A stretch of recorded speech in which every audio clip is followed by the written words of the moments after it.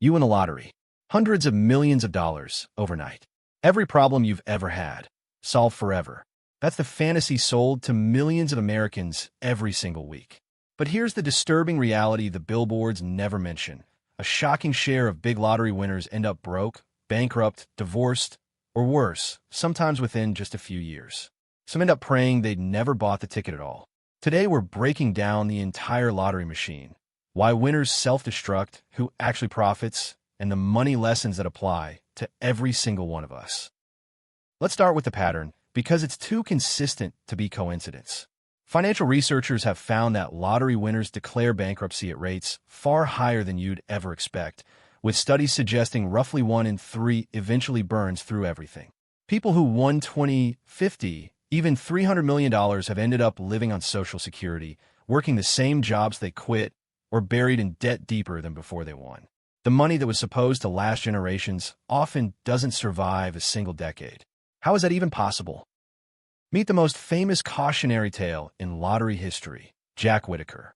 On Christmas 2002, the West Virginia businessman won a $315 million Powerball jackpot, at the time the largest single ticket win in American history.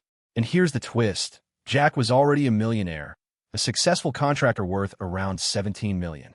If anyone was prepared to handle sudden wealth, it should have been him. He was experienced with money, ran companies, employed over 100 people. What happened next shocked everyone. Within 5 years, Jack Whittaker's life was in ruins. He was robbed of hundreds of thousands in cash he carried around. He was sued over 400 times. Thieves and lawsuits circled him like sharks. His marriage collapsed. And most devastating of all, his beloved granddaughter, showered with money and cars, fell into addiction and was found dead at 17. Jack later told reporters, through tears, that he wished he had torn up the ticket. The biggest winner in America had become its most tragic loser. Or take Abraham Shakespeare, a Florida truck driver's assistant who won $30 million in 2006. Within 3 years, most of the money was gone, drained by handouts, loans that were never repaid, and people who suddenly became his best friends. Then a woman befriended him, offering to manage his finances and protect him from moochers. In 2009, Abraham disappeared. His body was later found buried under a concrete slab behind a house connected to her. She was convicted of his murder. The jackpot didn't just take his money. It took his life. These aren't isolated horror stories. Michael Carroll, a British garbage collector who won millions at 19, blew through everything on parties, drugs, and demolition derbies in his backyard, and was back collecting garbage within a decade. Callie Rogers won at 16 and lost it all by her 20s. Evelyn Adams won the New Jersey lottery twice, $5.4 million total, and gambled it all away in Atlantic City, ending up in a trailer. The names change. The story rhymes. So what is actually going on here? The first reason winners collapse is the most important, and it applies to everyone watching this. They don't lose the money because they're stupid. They lose it because wealth is a skill they never had a chance to build. Managing money is like a muscle. It develops through years of earning, saving, mistakes, and corrections. A jackpot skips the entire journey and delivers the destination. It's like handing the keys of a fighter jet to someone who's never driven a car. The crash isn't a possibility. It's practically the default outcome. Think about who builds lasting wealth slowly. They learn budgeting when amounts are small, investing when stakes are low, and skepticism after their first bad deal. By the time real money arrives, the judgment is already there. The lottery reverses this. Maximum money, zero preparation. And modern behavioral economics confirms it. Sudden windfalls are processed differently by our brains than earned income. We treat found money as plain money, spend it faster, and take wilder risks with it. Psychologists call it mental accounting, and it quietly destroys winners. The second killer is lifestyle inflation, and it's more brutal than anyone expects. The moment the check clears, the upgrades begin. The mansion, the sports cars, the boats, the first class, everything. But here's what nobody calculates. Wealth is running costs. A $5 million mansion isn't a one-time purchase. It's a permanent subscription. Property taxes, insurance, staff, maintenance, utilities, tens of thousands of dollars bleeding out every single month forever. Winners don't just buy things. They buy obligations that keep eating long after the excitement dies. This is the asset versus liability trap, one of the most important distinctions in all of personal finance. An asset puts money into your pocket, investments, rental property, a business. A liability takes money out, the yacht, the fleet of cars, the vacation homes. Lottery winners almost universally pour their fortune into liabilities that look like wealth, but function as drains. They appear rich while their balance sheet quietly bleeds to death. Real wealth isn't what you can buy. It's what keeps paying you after you've bought it. Killer number 3, the people. The moment your win becomes public, and in most American states, it legally must become public, your phone becomes a weapon aimed at your own life. Long-lost relatives materialize. Old friends resurface with sob stories and business plans. Charities, churches, neighbors, everyone has a worthy cause. Saying yes feels generous. Saying no feels like betrayal. Winners report that the hardest part isn't managing the money. It's that every relationship they had gets repriced overnight, and they can never again be sure who loves them and who loves the jackpot. And beyond the well-meaning moochers wait the predators. Scammers and fake financial advisors specifically target lottery winners because they're the perfect victims. Suddenly rich, financially inexperienced, emotionally overwhelmed, and publicly identifiable. Winners get pitched fake investments, shady business deals, and Ponzi schemes dressed in suits. Jack Whittaker was robbed repeatedly. Abraham Shakespeare was murdered by someone posing as his protector. The lottery doesn't just hand you money. It paints a target on your back visible to every con artist in the country. Killer number 4 is invisible, the psychological collapse. Most winners immediately quit their jobs, and with the job goes something they never realized they needed: structure, purpose, identity, and community. The alarm clock disappears, and so does the reason to get up. Studies of sudden wealth describe a predictable spiral, an euphoric honeymoon, then boredom, then isolation, as winners drift from old friends who can't relate and new friends they can't trust. Money solves money problems. It does nothing for meaning. And a life with unlimited cash and zero purpose is far more dangerous than it sounds. There's even a name for all of this: sudden wealth syndrome. Therapists who specialize in it describe symptoms that sound absurd until you understand them. Paranoia about being used, guilt about deserving the money, anxiety about losing it, identity crisis, and reckless spending as a form of self-sabotage. The human brain, it turns out, is simply not wired for overnight transformation. We adapt to gradual change. A jackpot is an earthquake, and most people's foundations crack under it. Now, let's flip the camera around, because the winner's tragedies are only half the story. The other half is the machine itself. Who actually, reliably, always profit from the lottery? The answer: the house. American lotteries are run by state governments, and they are one of the most profitable businesses on the planet.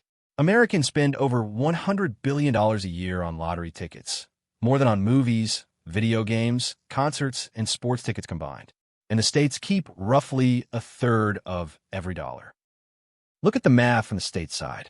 Typically, only about 60% of ticket revenue is paid back out as prizes. The rest funds government programs and administration.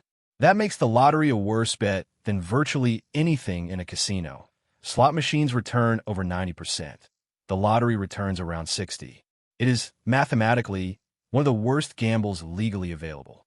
And unlike a casino, the state advertises it on every corner, at every gas station, with billboards promising dreams. How did governments end up running the worst casino in town? History explains it. For most of the 20th century, lotteries were actually illegal across America, and the gap was filled by underground numbers rackets run by organized crime. Then in 1964, New Hampshire, a state with no income tax and hungry schools, launched the first modern state lottery. The pitch was irresistible. It's happening anyway, so let the state capture the profits for education. Within decades, nearly every state had copied it. The mob's business model had simply been nationalized. But here's the part that deserves more scrutiny: the education promise. Lottery ads everywhere trumpet that proceeds fund schools. Technically true, practically misleading. Researchers have repeatedly found that in many states, lottery money doesn't add to education budgets. It replaces existing funding, which quietly gets redirected elsewhere. Economists call it fungibility. The schools often end up no better funded than before, while the lottery provides political cover. The kids are the marketing. The general fund is the beneficiary. And the jackpots themselves are engineered deliberately. In 2015, Powerball changed its format, adding more numbers to pick from, which moved the odd from roughly 1 in 175 million to 1 in 292 million. Why make winning harder?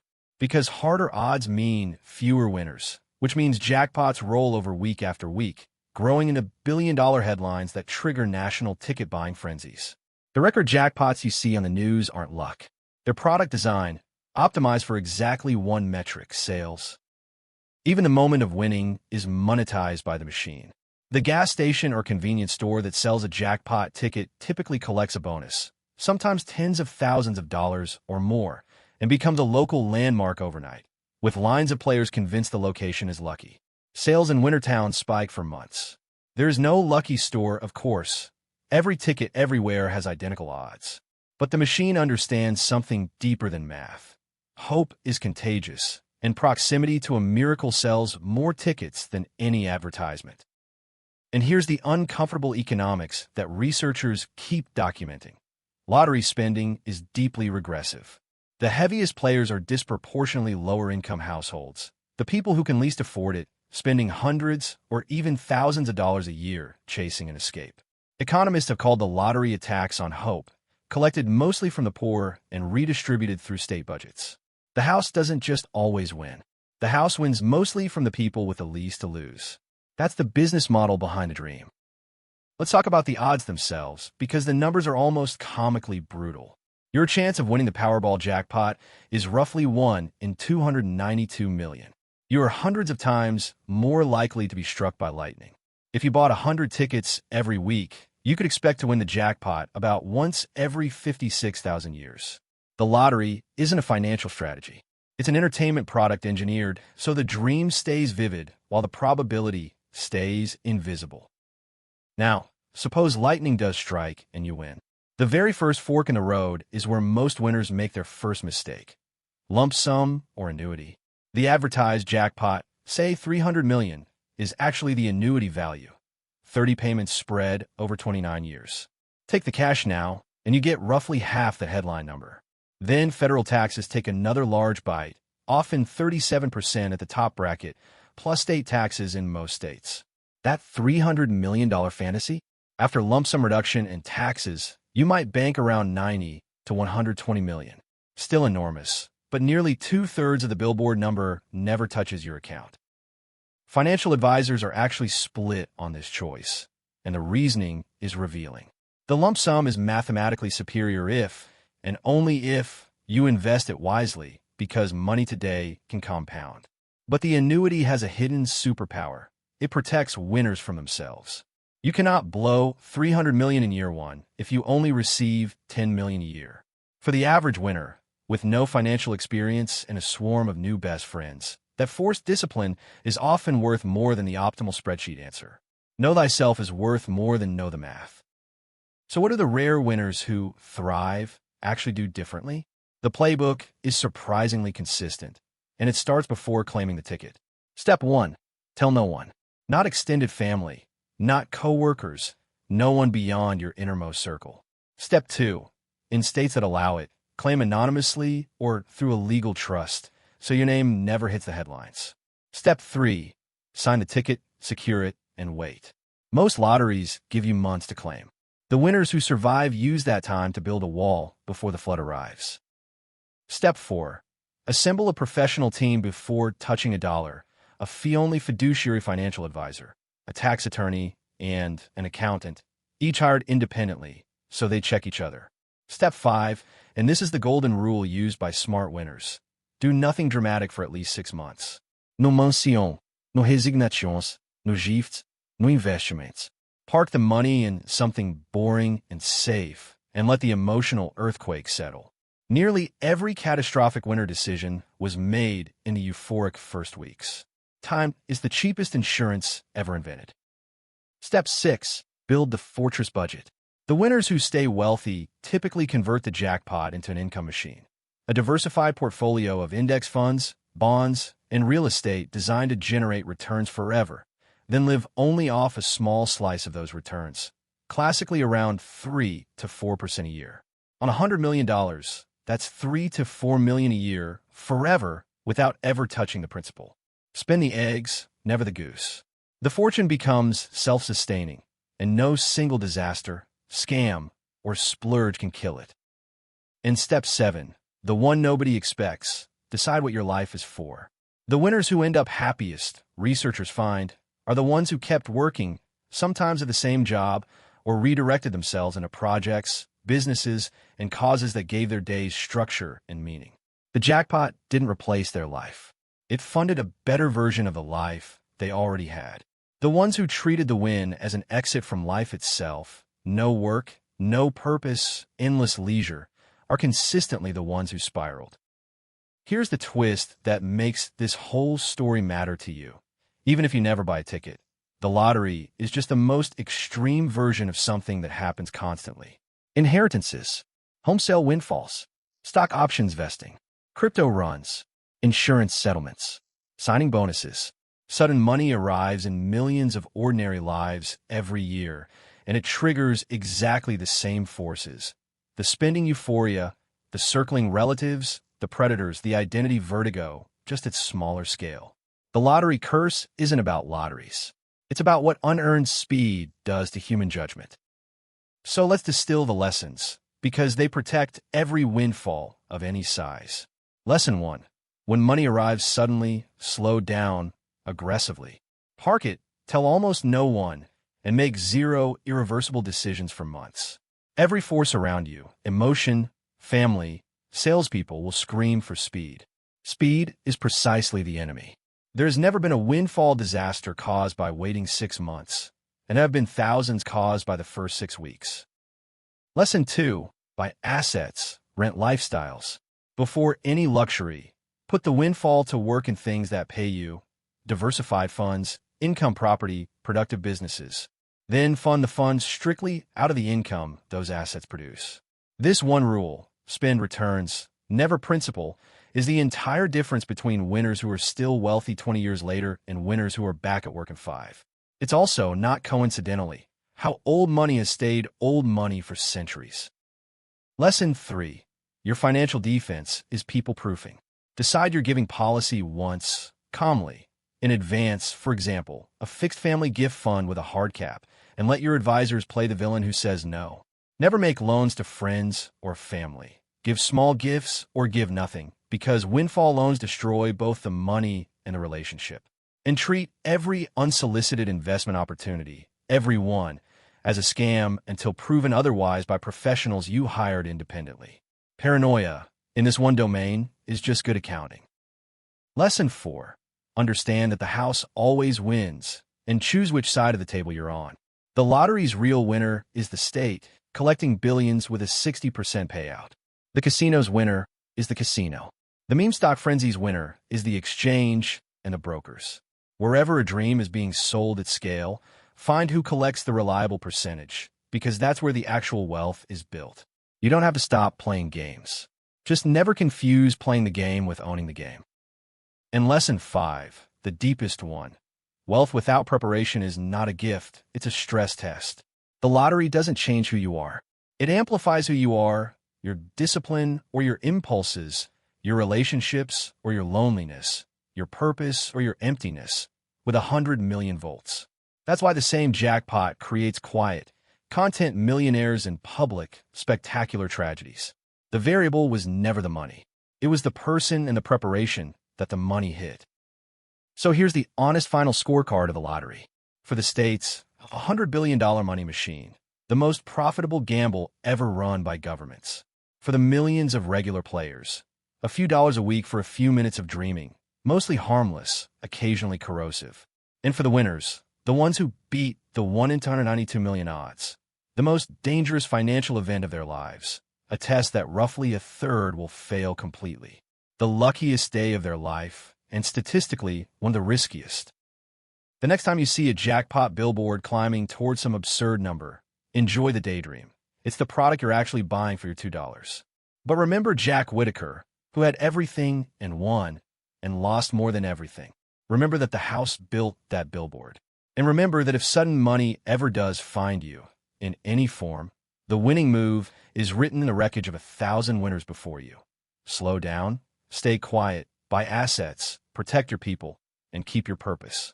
That's how you actually win. If this changed how you think about money, luck, and what you'd really do with a windfall, then this channel is exactly where you belong. We break down the biggest money stories on the planet. The fortunes, the collapses, the machines behind the dreams, and the lessons that keep your own money safe. Subscribe to Money Stories, ring the bell, and tell me in the comments, lump sum or annuity, and what's the very first thing you would do? See you in the next one.